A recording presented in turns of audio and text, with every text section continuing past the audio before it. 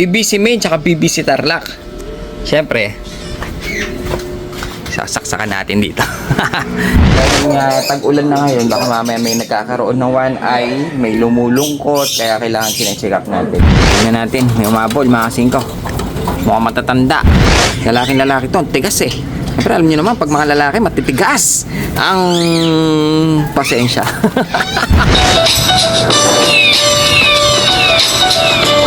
Siyempre, nakita natin yung mga laruan natin. Hindi pwedeng hindi natin check upin yung mga stock natin dito. Dahil nga tag-ulan na ngayon, baka mamaya may nagkakaroon ng one eye, may lumulungkot, kaya kailangan sinecheck up natin.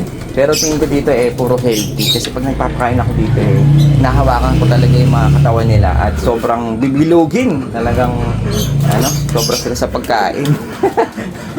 One day eat lang kasi tayo pero maganda yung katawan nila dahil nga ang binibigay natin pang umaga hapon. Malayo kasi ito sa pwesto natin kaya hindi natin sila nababalikan. Tayo lang din kasi ang nagtatao tsaka si Gobrea dun sa pwesto. Kaya hindi ko sila gaano na babantayan mabuti, maaga lang masiko. Umaga lang natin silang check up. Pero goods naman kaya tingnan natin yung mga ibon natin dito. Kung ano ang mga lagay na nila. Let's go. Ayan, kung makikita nyo sobrang dami rin dito. Napakarami nating ibon. Ang dami natin pinapakain. Kasi kalit lang na kulungan natin. Pero tignan nyo naman, sa katutak ang mga kalapati natin dito. So, tignan natin yung mga ibon natin. Baka mamaya may mga papayat na sila. Mga Taiwan pa pala tayo dito. Taiwan! Na may mga sensor. Ito pa anak natin kay Roger Florison. Alam niyo maasin ko pag ang ibon mo pala kahit ganito karami, memorize mo kung saan mo nakuha, kung anong bloodline nila, 'di ba? Ang dami ito. Grabe. Yung mga ibon natin, goods naman sila. Magaganda naman yung itsura. Wala naman mukhang may one eye. At mukha naman silang healthy. Ito, maasin ko. Mukha naman silang mga healthy. Goods na goods pa rin, wala naman silang sakit. Kaya gagawin natin, papakainin na natin sila. Ang dami nating ibon. Ang sarap ipamigay. Charot. Bali, ito mga kasing nakuha natin yung iba dito sa mga tropa pips natin. Ito yung arte natin. Dintrick na natin yung arte para makapagpahinga. Dito sila pumapagpag dahil nakakaakit-akit sila dito. Kahit pa paano, nakaka-exercise na konti kahit masikip. Bartolina ang dating nila dito. Kaya, pero okay lang. Healthy naman yung mga ibon natin. Hindi naman sila napapabayaan sa vitamin, sa patuka. Lalo na sa patuka. At sa vitamin, syempre. Mga ibon natin, ang kikinis. Hindi kasi natin nahahawakan gaano itong mga hihipuin ko lang kung magaganda yung katawan. Tapos, yun na. Alis na tayo. Doon na tayo sa pwesto magbababad mga asing. Mas madalas ko pang mahawakan yung mga paninda natin doon kaysa dito sa mga alaga talaga natin. So, ayan. Pakainin ko muna yung mga ibon natin dito. Bali, kumain na sila kanina. Second batch lang ito. Pag nagbigay kasi tayo mga asing ko, puno ito. At buong maghapon na nilang kakainin. Kaya tignan nyo, hindi nila pinapansin. Busog na kasi sila di ba? Para pandagdag lang pang hanggang mamayang hapon na. Ay si Pogi, binrik na natin si Pogi Gwapo niya di ba? Pogi niya, ko. Ito naman galing natin kay Boss Al, mga Jansen. Ito naman nakuha natin kay Tropa Pips, Best Kittel. Ang dami niya, no? Diba? Ayoko nang isa-isahin dahil aabot tayo ng umaga. So ayan, gawa na natin mga ibon natin dito. At least na-check up natin sila. At goods naman silang lahat. Kaya huwag na natin silang istorbohin. At kapatayin na isa na lang. Sige, kapatayin na isa. Tignan natin kung maganda katawan. Ito. Nakuha natin. Ito, hen. Ayaw pa hawak. Ayaw pa hawak. Tayo na maganda-ganda.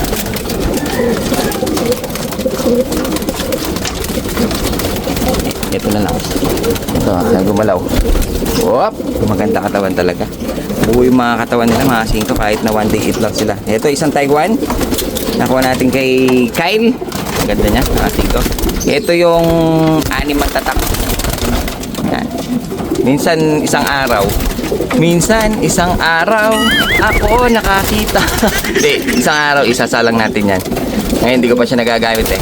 Pagpag muna siya dito. So, ayan, tara na. At magbubukas pa tayo ng pwesto.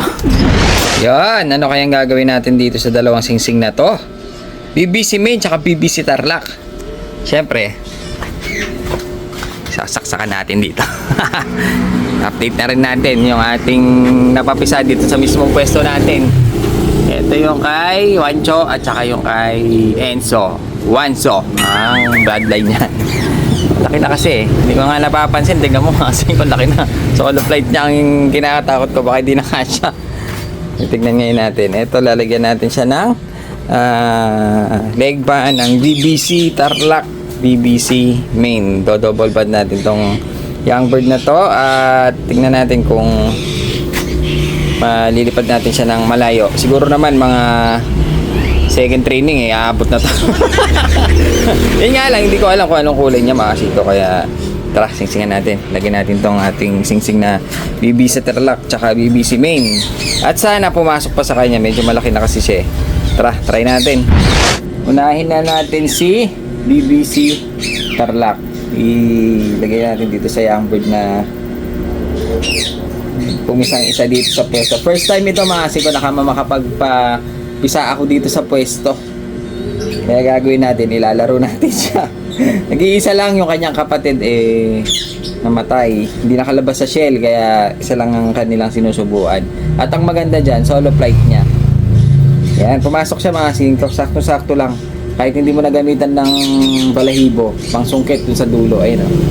Napasok natin yung isa, BBC. Saan ba nakikita ba? BBC Tarlac. Ayan o, BBC Tarlac. Ang una nating pinasok sa kanya. Ayan. Yun. Diba? O, yan. Diba? BBC Tarlac. Yung kabila naman, ilalagay natin tong BBC Main. Ayan o. Kita ba? BBC Main. Lagay natin sa kabila. Double banded na natin. Para pag mawawala siya, masakit-sakit. Isang 150 tsaka isang 110. Diba? Pag nag-overfly ito, swerte talaga. Wala lang ang ibon nga ni. Bali wala pa nga tayo nasaksakan ng ganito, ng pang summer ng BBC. Dahil nga yung mga sinalang natin, pinamigay natin dun sa mga tropa pips natin, yung mga young bird. Ngayon, siya lang ang kakabod. Para mas malaki yung paa niya dito sa kabila. Parang kailangan natin gumamit ng balahibo. Balahibo ng pusa. Ayun, talagang hindi nga kaya gagamitin natin siya ng balahibo. Para hindi masaktan mga singko. Banayad lang. Ganyan lang ginagawa natin. Shoot lang natin dito sa pinakadulo. Kasi yung kanyang umaharang na, mahirap na tanggalin. Ayan, ganyan lang ginagawa natin. Busog na busog yung ibon. Ayan, ganyan lang ginagawa natin. Pakita ko sa inyo. Di ba? Ganyan lang. Shoot natin yung kasi yung pinakadulo niyang paa. Ayun. Gagawin ko, hihilain ko lang yan. Makasin ko, hihilain natin. Yan, hihilain lang natin. Para lumabas. Pwede na. Di ba? Ganyan lang kadali. Hindi siya nasaktan. Medyo okay na. Nakalagay na yung ating BBC Main at BBC Tarlac. Double banded yung ating nilagay sa kanya. Para sulit na sulit kapag nawala, masakit-sakit. Medyo maiiyak na tayo talaga. Ayan. At ilalagay na natin siya para hindi siya may stress. Wala pa siyang balahibo Ayun Stick pa lang pero may puti na siya dito. Ayun May nag-iisang puti mukhang white flight. Dito sa kabila parang wala. One stick lang yung kanyang ayun Mukhang healthy naman Botchog mga singko So ayan, kabit na natin doon sa kanya magulang. Baka magtampo dahil nga nandito siya sa labas ng pwesto. Ano kaya ang pangalan nito? Di ba? Mag-isip kayo, comment nyo kung ano magandang pangalan dito sa ating young bird na ilalaro ng BBC Summer na Lakamain. Singko, tara. Sana swertihin. At mukhang swerte kayo kaya ito yung unang-unang nagpisa sa atin kaya siya ang unang-unang ilalaro natin ng BBC Main, BBC Tarlac. Double banded na siya at sana buhay nilang mabuti at binibigyan natin ito ng vitamins para mukhang masipag yung dalawang yung dalawang magulang mga singko. Mukhang magaling sila magsubo kasi tingnan nyo sa bagay mag-isa lang Pochog siya mga singko. O yan, hintayin natin magkakulay kung anong magiging kulay dito. Sana ganung kulay sa tatay. Yung nanay kasi medyo okay na rin. Basta kahit anong kulay, ganun sana. Tignan natin, may umabol mga kasingko. Mukhang matatanda. Ang titigas sa katawan nung nilipat natin eh. Ito, yung umabol lang ito. Galing sa tropa. Check upin natin, may nag-iisang brown. Ayun, ang ganda ng katawan, ang titigas. Lalaki, mga kasingko. May mga na-commercial, may na-club eh. Itong tigas ng katawan nito, bali red check na lalaki. Lalaki to, ang tigas eh. Pero alam niyo naman, pag mga lalaki, matitigas ang pasensya. Mahaba pala yun. Mahaba pasensya. Tapos dito meron tayong hen. Oh. Mga hen kasi malambot eh. Oh. Masarap hawak-hawakan. Malambot talaga yung katawan nyo. Babae kasi. Babae. Ano ba to? Ito, meron tayo sa Blue Bar. Naka CTPR, oh. Tapos na ito, All Star, CTPR North. Na babaeng Blue Bar, makinis, mga 5. Nasa baba. Check upin na natin. Ito to, mukhang babae rin ito. Mukhang babae rin. Ano ba to? Commercial lang ata eh. Ay, hindi siya, naka-club ring din. Hen, kasi nakabagus siya eh. Ayan, oh. Blue pencil white na may puti-puting konti. Mga 5, medyo mahapon na kasi. Kaya medyo madilim. Ito naman, tingnan natin. Blue check white flight na yun, sinasabi ko, wala siyang leg pad. Walang leg band yun. Ito to, ganda nito. Blue check. Ito tingin ko lalaki to. Ang titigas ng katawan talaga ng mga kak niya. Naka-club din ata, mga 5. Naka-club din. Ang tigas ng katawan, no? Makabatak sa lipad. Alam yung muscle niya matitigas. Blue check, kak. Kasi pa ba yung mga hindi natin nakita? Check upin na lang natin, mga 5. Ito to, ganda nito. Hindi, inawakan na natin yan. Ito, mga 5, ang ganda nito. Blue check na naka all-star din ng CTPR North. Ayan o, CTPR North Oblong. Mukhang naglulugo nito pero ang tigas. Ang ganda ng katawan. Oh, lalaki. Mga 5, lahat na siguro ito. Ang laki niya eh. Ito, last na natin. Ito, mas matigas ang katawan nito. Medyo payat lang to pero hindi siya gaano malaki din ang katawan. Matitigas yung mga mga buto-buto nung ni Tropa Pips natin. Naganda na, laki ng ilong. Parang Homer na, lalaki. Mga 5, bali ito.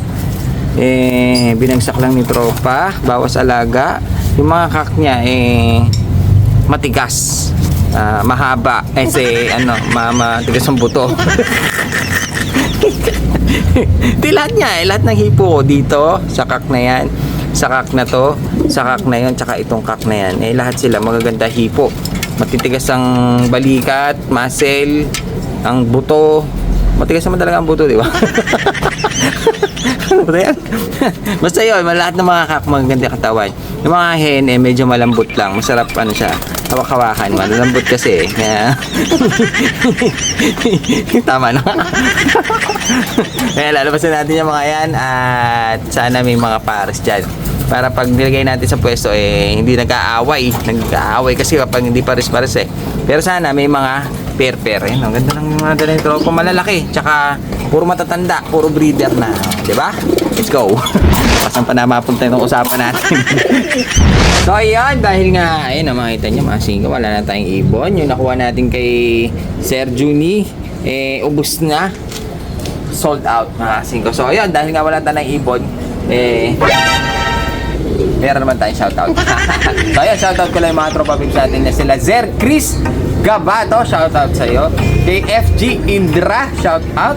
Kay Ramos Francisco ng Bayambang Pangasinan, shoutout sa'yo. Kay John Luis Guting Sebastian, napakahaba na pangalan mo, shoutout sa'yo. Kay Zayen Akin, shoutout. At last na natin mga kasito, si JR Coral Balconit ng Samar. Tama ba ang aking pagkabasa? So, ayan, shoutout po sa inyo at nakalipas na naman ng isang video. Pwede na, nakapag-shoutout naman na tayo, kaya the end.